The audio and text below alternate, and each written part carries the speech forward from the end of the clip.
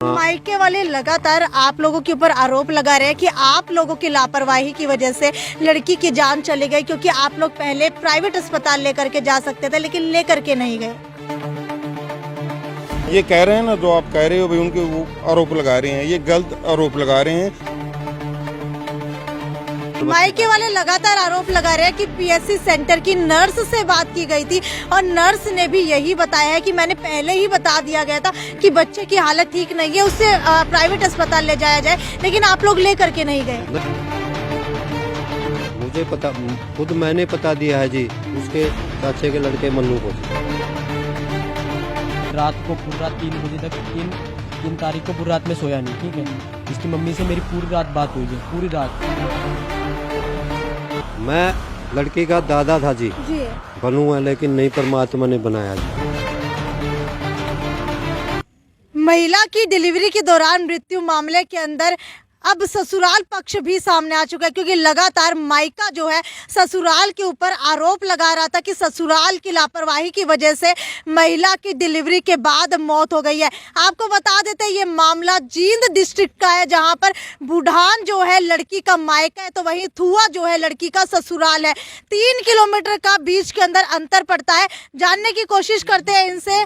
मुझे ये बताइए कि आप क्या लगते हैं लड़की के? ससुर हूँ जी। ससुर हो। जिस समय पीएससी सेंटर के अंदर उसकी डिलीवरी करवाने के लिए लेकर के गए थे, कितने लोग मौजूद थे वहाँ? तो जी मेरा एक लड़का जी, एक मेरी मम्मी जी, और मेरी पत्नी जी, और एक जी हमारा आशा वर्कर जी। आशा वर्कर, एक आशा वर्कर थी, एक मृत महिला का देवर था और एक जो है उनकी सास थी। आप उस वक्त मौके पर मौजूद नहीं थे। मुझे ये बताइए उस वक्त क्या मौके के ऊपर कोई मौजूद था आप में से जिस समय पीएससी सेंटर के लिए लेकर के गए थे? वो हॉस्पिटल में है लड़का। हाँ। देवर जो है उसकी हालत खराब है, इसी वजह से हॉस्पिटल में बताया जा रहा है। ये बताइए कि पूरा मामला क्या हुआ था? पूरा मामला जी 3 तारीख को सुबह मेरे से मेरी जनानी बोले जी, उसका मतलब बोले वो हो रहा है जी को है, ठीक है, दर्द हो रहा था। हमने वह जो गाँव आशा वर्कर है जी, वो आएगी जी हमारे घर जी। उसने जी एम्बुलेंस बुला ली जी। एम्बुलेंस वाला उस लड़की को और बच्चा को जी और उन चारों जनानी को जी, चारों को 76 अस्पताल में ले आए जी। ठीक है, वहाँ उसे चेक किया है जी। वो बोले कब बच्चा नहीं होगा, इसको दोपहर के बाद होगा। वो बोले सही नॉर्मल है, मोटरसाइकिल पे अपने घर ले जा सको हो। लेकिन मुझे एक गाड़ी भेजी जी, क्यों सर्दी थी जी, मैं सर्दी में गड़बड़ उसका है। हम उसे घर ले आए जी, घर आके खाने खाया जी, चाय भी पी जी। फिर उसके बाद आशा वर्कर ने बात की है जी, जो छात्र डॉक्टर है जी, हम शाम को सुबह शाम ने 5 बजे हम इसे दोबारा अस्पताल में लेके आवांगे जी। उनकी बुलाया था जी, 5 बजे फिर लेकर गए हैं जी। वहाँ फिर उसने वो डॉक्टरनी तो जी दूसरी थी, वो दूसरी आई जी। वो बोली सही है, कोई दिक्कत नहीं, नॉर्मल बच्चा पैदा होगा। होगा फिर सवेरी। मैं खुद रोटी देकर आया जी, 10 बजे आया जी, खुद अपने हाथ से खुआ के आया जी सबको। लेकिन उसने सवेरी देखा जी बच्चा सही था उस टाइम, कोई दिक्कत वाली बात नहीं जी। उसको फिर 5:30, 5:30 या 6 बजे उसको जींद के लिए रेफर किया जी। जी सुबह की बात है जी, ये 4 बजे, हाँ जी 4 तारीख की, 4 बजे, हाँ 4 तारीख की जी, 6 बजे की बात है जी, 4 तारीख की जी।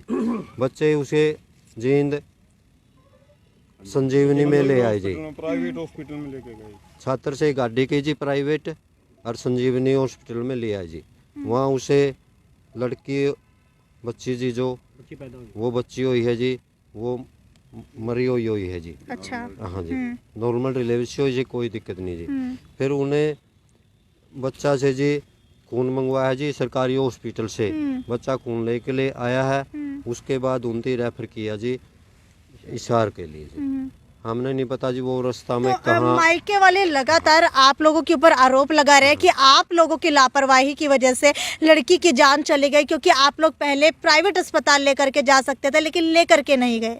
वो तो जी हमारे जो गांव के जितने भी हैं जी, आसपास के गुआंढ है जी, वहीं पर बच्चा होता है जी। मेरे सामने भी एक हमारे गांव की जी मुसलमाना की लड़की जी, वो जींद रहती है जी, उसे भी वहीं पर आकर बच्चा हुआ जी, मेरे सामने हुआ जी। उस लड़के का जी, इसलिए हम वहीं पर मायके वाले लगातार आरोप लगा रहे हैं कि पीएससी सेंटर की नर्स से बात की गई थी और नर्स ने भी यही बताया है कि मैंने पहले ही बता दिया गया था कि बच्चे की हालत ठीक नहीं है, उससे प्राइवेट अस्पताल ले जाया जाए, लेकिन आप लोग ले करके नहीं गए। नहीं, उन्हें टाइम ही शाम का दिया था। पिता है वो ससुर है लड़की का, और ये जो लड़का खड़े है ये सर्विस करता है, ये पति है जी। पति है। और जो यहाँ बुडायन की लड़की आज से 10-11 महीने पहले हमारे गांव थुआ में ब्याही थी और बड़ी सुख शांति से दोनों परिवार रह रहे थे, बच्चे बड़े सुख शांति से थे, कोई दिक्कत नहीं थी। और जो ये डिलीवरी का समय आया तो इन्होंने चेक करवाई, जो छात्र गांव में हमारा डिलीवरी हट है वही सारा गांव की फर्स्ट एड मिलती है, वहाँ चेक करवाया तो उन्होंने टाइम दे दिया कि दोपहर बाद में आकर के इसको बच्चा हो जाएगा, आज तो नहीं होगा। फिर दोबारा उसको वहाँ लेके गए, फिर उन्होंने आगे जहाँ ट्रांसफर करना चाहा, जींद करना चाहा, मुझे ये बताइए लड़की के घर वालों को कब इन्फॉर्म किया गया था? तभी सुबह भी जब लड़की को डिलीवरी पेन हुआ, पीएससी सेंटर के अंदर लेकर के गए, तब आपकी बातचीत लड़की के मायके वालों से हो रही थी? इसके फादर की उसके ससुर के साथ बात हुई है, जो लड़की का फादर है और लड़के का फादर है, दोनों की आपस में बात हुई, भाई हम उसको वहाँ लेके जा रहे हैं और आप आ भी सकते हो, आप आओ। ये कह रहे हैं ना, जो आप कह रहे हो भाई उनके वो आरोप लगा रहे हैं, ये गलत आरोप लगा रहे हैं। लड़की के मायके की तरफ से ये भी आरोप लग रहे हैं कि आप लोगों की तरफ से उन्हें इन्फॉर्म नहीं किया गया, जानकारी नहीं दी गई कि जो छोटी बच्ची पैदा हुई थी वो मृत पैदा हुई और उसको बिना बताए मिट्टी दे दी गई। नहीं, इसकी भी जानकारी उनको दी है, ये खड़ा आपके सामने। मैं लड़की का दादा था जी, बनू है लेकिन नहीं परमात्मा ने बनाया जी। मुझे उसका चाचे का लड़का है मन्नू, उसे कहा जी लड़की पैदा हुई है, लड़की मतलब मृत है। उसे ये कहा मुझे मौसा जी हमें इसे मिट्टी देने उसमें बुला लियो। मैंने कहा जी लेकिन मैं बेटा मिट्टी नहीं बुलाते, अब मिट्टी देने के टाइम पे उसी टाइम मेरे बच्चा का फोन आ गया, बोला पापा जी आप जींद आ जाओ, इसके इन्हें रेफर कर दिया इशार के लिए।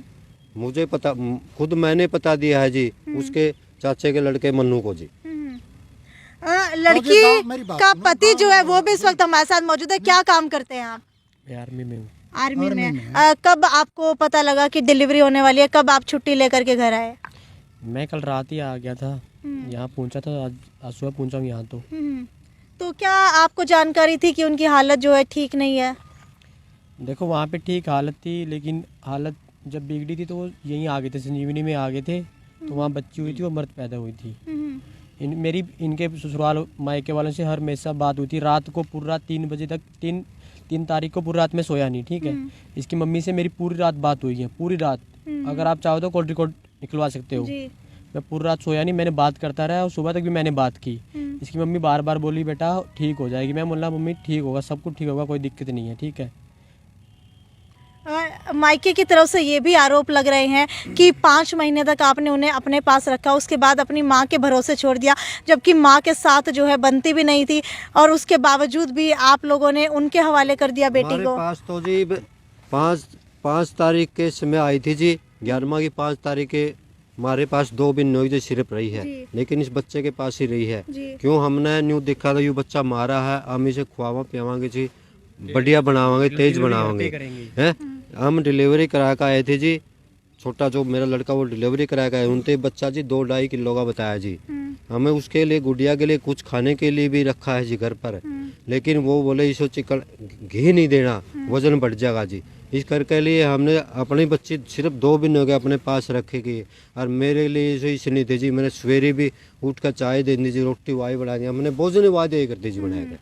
ऐसा जी गांव की तरफ से जो परिवार है नहीं, ये एक ठीक परिवार है, ऐसा इसमें कोई फॉल्ट नजर नहीं आता कि ये इस प्रकार की बातें कर सकते लड़ाई हैं। नहीं हुई सारा गांव थुआ की पंचायत यहाँ आई हुई है। अब यहाँ सवेरे बुडान गांव में भी गए थे, वहाँ की पंचायत भी बैठी थी, और आपस में जो फ्रैक्शनबाजी इनकी हुई है या अंडरस्टैंडिंग जो भी हुई है उसके बारे में वहाँ बात हुई थी। और उन्होंने कहा है कि भाई ठीक है, जो कुछ भी मतलब कॉल डिटेल ये कह दें भाई थोड़ी रिकॉर्डिंग नहीं हुई, वो जो है फ़ोन क्या था वो क्या हो गया था, बैटरी चार्ज नहीं थी, कुछ इस प्रकार की बात आई थी। वो दोनों पंचायतों ने बैठ के सवेरे ये सलाह कर ली थी भाई ठीक है, जो हो गया सो हो गया। हमने भी हाथ जोड़ के कहा था कि ऐसा हमें गांव थुआ की पंचायत ने ऐसा नज़र नहीं आता कहीं तक भी, ये परिवार हमारे पास रहता है, बुजुर्गों को से जानते हैं, तो इसी बात नहीं इनके परिवार में इतना बड़ी कोई बात हुई हो, आस पड़ोस सब गांव के निवासी इनके जींद के प्राइवेट अस्पताल में जब मृतिका की मृत्यु हो गई थी उस समय कोज ऑफ डेथ यानी कि डेथ का कारण क्या बताया गया जहां पर भी हुई थी? जो बच्चे वो ब्लीडिंग के कारण डेथ हुई है और उसका पता ज्यादा तो डॉक्टरों को है और डॉक्टर की रिपोर्ट उन्होंने इशार रेफर कर दी। इशार रेफर इसीलिए की थी भाई ब्लीडिंग ज्यादा होगी। हिसार के कौन से अस्पताल के अंदर रेफर किया गया था? जिंदल ठीक है। हाँ जिंदल हॉस्पिटल लेके आए, अस्पताल से जिंदल अस्पताल के अंदर रेफर कर दिया गया। ठीक है। उसको यहाँ लेके और ऐसी कोई बात नहीं थी भाई कि उनके परिवार के में उसमें आपस में कोई भेदभाव है। वो तो अपनी बच्ची से भी ज्यादा रखते हैं इसको। तो मृतक महिला का जो अभी पोस्टमार्टम चल रहा है, दुख है इस बात का। पोस्टमार्टम करवाया जा रहा है। हाँ, तो हमारी जो बहू थी और इन बुढ़ान गांव की बेटी थी, दोनों परिवारों को बहुत सदमा लगा है और ऐसा नौजवान बच्चा जिस उम्र में चले गया उसका बहुत बहुत दुख है। गाँव में पोस्टमार्टम क्या शुरू हो चुका है? हाँ कर रहे हैं हम, वो कर रहे हैं। हाँ कर रहे हैं। दाग कहाँ पर दिया जाएगा? वो देखते हैं, दोनों गांव की पंचायत जो फैसला करेगी और हम तो सहमति से हैं, बिल्कुल कोई मतलब इसी वो नहीं देखना था, इकट्ठे पंचायत। यहाँ गांव में भी बैठे हैं, वहाँ धुआ से आए हुए 50-100 आदमी वहाँ पे भी बुढ़ान गांव के अंदर भी गए हुए। ठीक है। तो आपको बताते हैं बुढ़ान और थुआ दोनों गांव की पंचायत बैठ करके आपस के अंदर फैसला करेगी कि मृतक महिला का दाग जो है वो कहाँ दिया जाएगा, कहाँ पर उनका अंतिम संस्कार किया जाएगा। तब तक जुड़े रहिए हमारे साथ, क्योंकि लापरवाही का आरोप जो है मायके वाला लगातार ससुराल के ऊपर लगा रहा है। वहीं ससुराल पक्ष ने भी अपना पक्ष जो है सामने आकर के रखा है कि उनकी तरफ से कोई लापरवाही नहीं हुई। जिस तरीके से पीएससी सेंटर की नर्स ने उन्हें बताया, उन्होंने उसी तरीके से आगे कि उनके स्वास्थ्य को देखते हुए जहां पर भी कहा गया वहीं पर उसको लेकर के गए। खैर, अब देखने वाली बात यह है कि पोस्टमार्टम के अंदर क्या निकल करके आता है, क्योंकि प्राइवेट अस्पताल की अगर कॉज ऑफ डेथ की बात की जाए तो डेथ का कारण जो है ब्लीडिंग ज़्यादा होना बताया गया है। वहीं पोस्टमार्टम के अंदर क्या कुछ निकल करके आता है, क्या जो है मृत्यु का कारण बताया जाता है, उसी के बाद स्पष्ट होगा कि क्या कुछ हुआ था। जब तक पुलिस जो है छानबीन के अंदर लगी हुई है, दोनों पक्षों के फ़ोन कॉल्स के रिकॉर्ड्स भी निकाले जाएंगे और तहकीकात की जाएगी। तब तक वीडियो को ज़्यादा से ज़्यादा शेयर करना ना भूलें। आपको क्या लगता है कि किसकी गलती है? क्या अस्पताल की लापरवाही है, डॉक्टर की लापरवाही है, या फिर जो है ससुराल की लापरवाही है, या फिर जो है मायके वाले गलत आरोप लगा रहे हैं? जो भी आपकी राय है वो नीचे कमेंट सेक्शन के अंदर लिखना ना भूलें। नमस्कार।